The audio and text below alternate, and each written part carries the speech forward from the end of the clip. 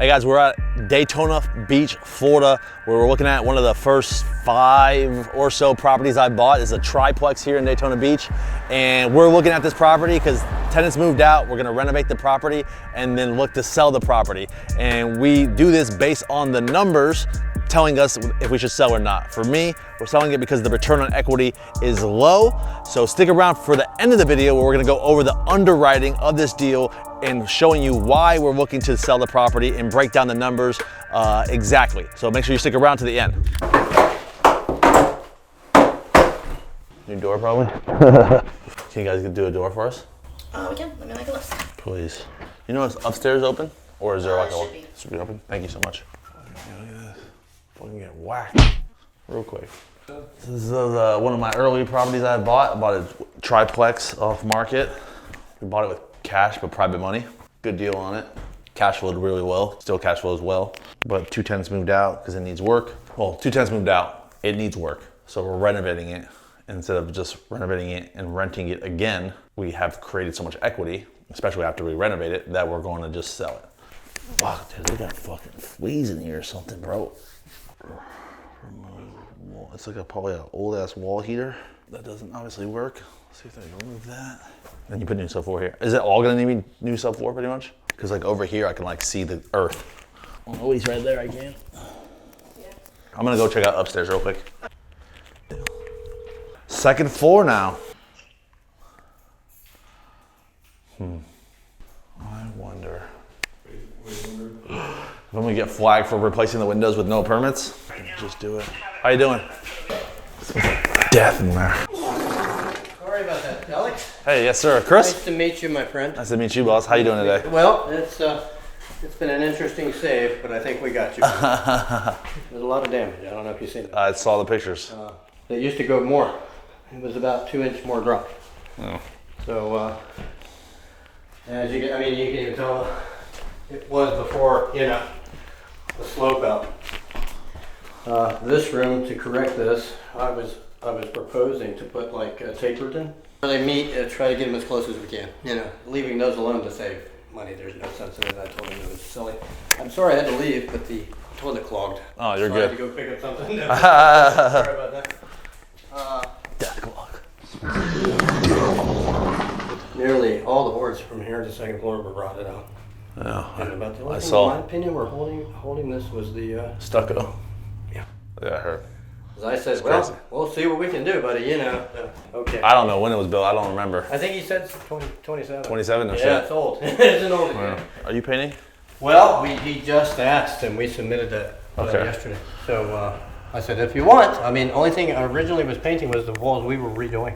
No, it definitely needs paint. Oh yeah, for sure. So it was like, and some work there and stuff. Yeah. Because what I was gonna also say about just like if removing all these and just they all work.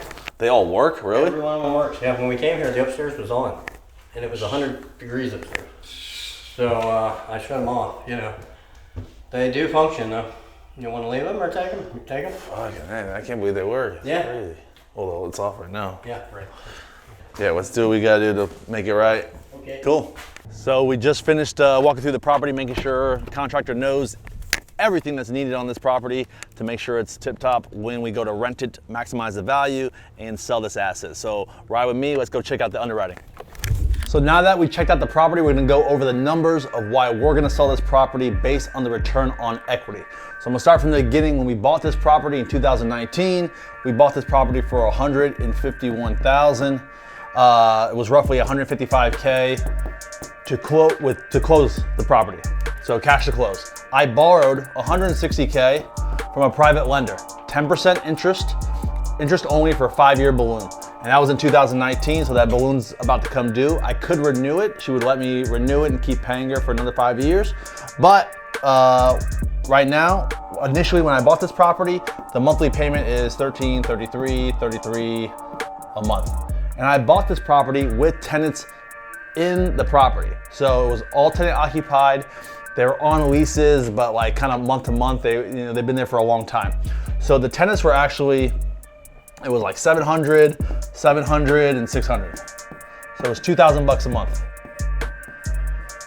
And again, I had no money out of my own pocket. I borrowed the 160 grand. I actually got paid 5 grand at closing to buy this property, a triplex.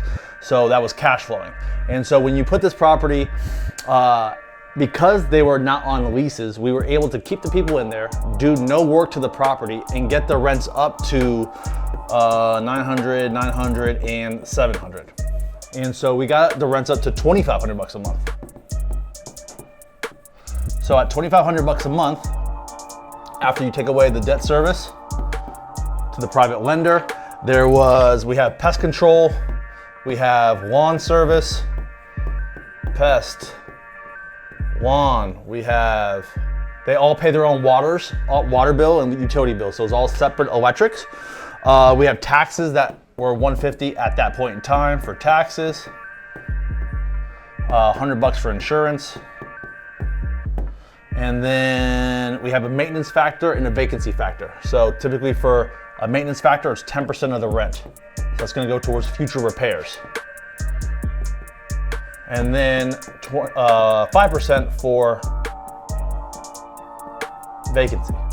So when you take away and subtract all these costs, all your expenses, and essentially reserves, it equals $391 a month.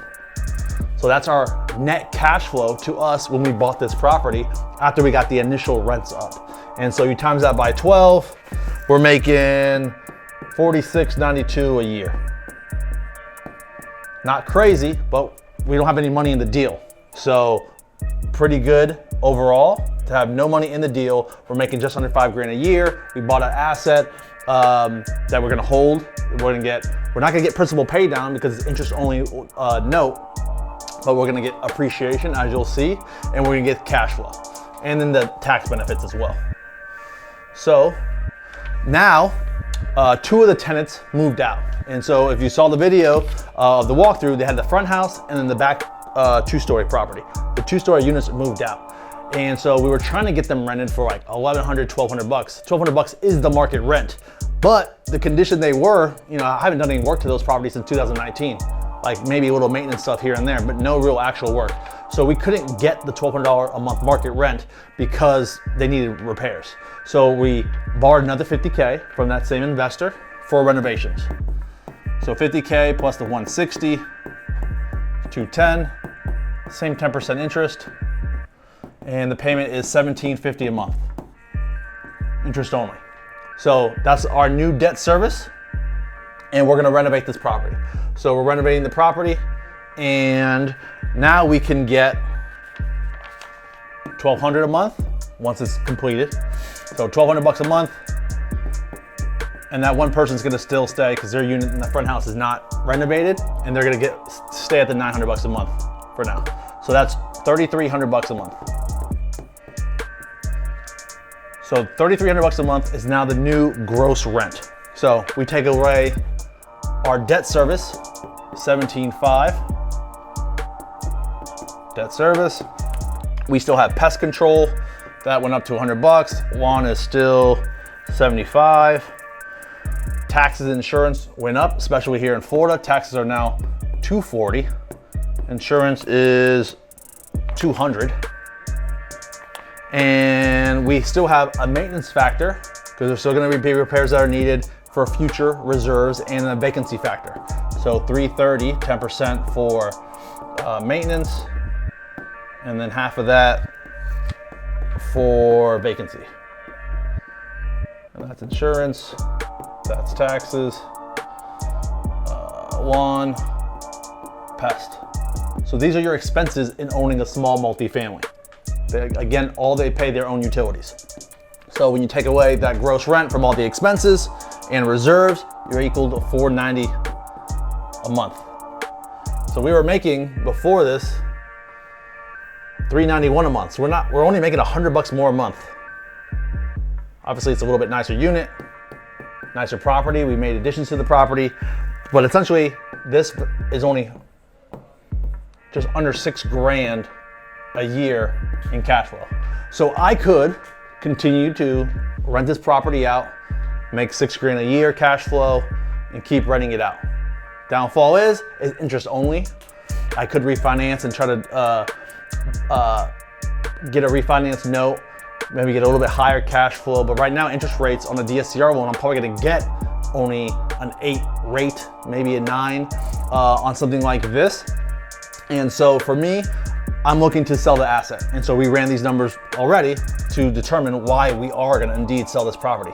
So when we go to looking at the sales of this property, I've seen some other triplexes in this area and they sold for about 300 to 400. Based on what I was looking at, I think this property would sell for 350,000. So 350,000 on our sale after we take away 3% for commission. And that's only one side, because I'm an agent, I can list my own property, or you can use a flat fee service and take the calls yourself. For me, really, I feel like the buyer's agent really does most of the work. So 3% commission to the buyer's agent, and then 2% for closing costs. And then let's say 3%, worst case scenario, I have to give some kind of concessions for closing costs, which happens a lot right now. And then, so that's 6, 7, 8. Let's just round up to 10%. Let's say they want some additional repairs or whatever else. So let's say it's 10% all together, just to make it even numbers here. So that's 10% off. So my net on a 350 sales price is only $315,000. You take away my 210, I gotta pay back my private lender. I have 105,000 profit. So I can keep this asset, make barely 6 grand a year, or I can sell it and net 105. And so when you take to look at your return on equity, you're looking at this net of 5880 a year divided by your net of the 105 profit if I sold the property. So this is a 5.6% return on equity. So do I believe that if I had $105,000 in my hand, that I can make more than a 5.6% return with that money? For me, yes. I could pour it into marketing for my wholesale company and get a 3-4x on that. I can plug it into any passive investment on multifamily, storage, or whatever else and get a equity percentage plus probably an 8 pref and have an IRR of in the mid-teens to 20s. So there's a lot of other ways I can maximize this value. Obviously, I lose the asset, but for me, this isn't the best area. This isn't a house I want to keep forever. You know, this is a not that great area. It's like a C area. So I don't want to keep C areas in my portfolio for another 10, 20 years. If this was a Class A area, a nice area that I would potentially live in or put my daughter in or something like that, then maybe I would hold that for the future, even though the return on equity is low. But it's not the case. This is an area that I don't really want to be in. So for me, I'm trading up. I'm going to sell this asset, capitalize on this 105 profit, redeploy that capital, and get a higher return on that 105 than 5.6%. So this is the way I'm looking at some of our deals right now, seeing what we're choosing to sell and what we're choosing to keep. And this is why we're gonna sell this property, because it's only a 5.6% return on equity, and we can maximize this. We can get much greater returns with that capital in our pocket. If you wanna see more deal structures like this, make sure you follow us, click the link below, subscribe, do all those things, and continue watching because we're gonna give you mad value. Let us know in the comments if you like this and what else you wanna hear.